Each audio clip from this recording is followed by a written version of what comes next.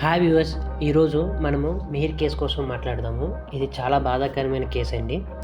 Actually Mihir ఎవరు, తనకేం జరిగిందని చెప్పేసి మనం మాట్లాడదాం.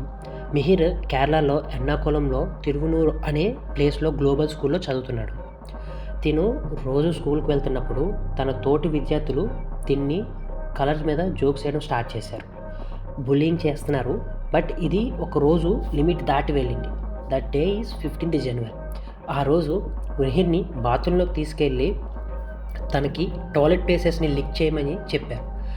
మిహిర్ పాపం అది కూడా చేశాడండి. అది చేసిన తర్వాత కూడా వాళ్ళకి మరి కోపం ఆగలేదేమో, తన ఫేస్ని తీసుకెళ్ళి కమోడ్లో పెట్టి ఫ్లష్ చేశారు. అది అయిన తర్వాత తను ఇంటికి వెళ్ళడానికి బస్సు ఎక్కితే ఆ బస్సులో కూడా తన్ని కొట్టారు. తర్వాత మధ్యాహ్నం 2:45 టైంలో తను ఇంటికి వచ్చాడు. తర్వాత చాలా డిప్రెస్ అయ్యి 3:50 ఆ టైంకి తన అపార్ట్మెంట్లో 23rd ఫ్లోర్ నుంచి దూకి స్పాట్లో చనిపోయాడు. ఇది జరిగిన తర్వాత మిహిర్ వాళ్ళ మదర్ ర్యాగింగ్ చేసిన వాళ్ళ చాట్స్ని స్క్రీన్షాట్గా తీసుకొని వాళ్ళ ఫ్రెండ్స్ దగ్గర నుంచి కంప్లైంట్ పెట్టారు, కానీ ఏం లాభం లేదండి.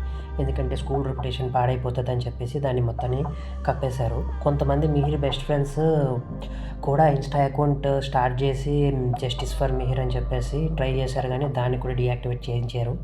యాక్చువల్లీ కేరళలో ఇంకా జస్టిస్ కోసం పోరాటం జరుగుతుంది, కానీ ఇది ఎంతవరకు వెళ్తుందో మనకు తెలియదు. బట్ మనము ఈ విషయాన్ని మొత్తము ఎంత సర్క్యులేట్ చేసి ఎంత షేర్ చేస్తే అంత అవేర్నెస్ వస్తుంది. ఇలా చేయడం వల్ల ఇంకో ప్రాణం పోకుండా ఉంటుందని చెప్పేసి ఉద్దేశించి మేము వీడియో చేసాం. ఈ వీడియో మీకు నచ్చినట్లయితే మా ఛానల్ని లైక్, షేర్ అండ్ సబ్స్క్రైబ్ చేయండి. Thank you for watching.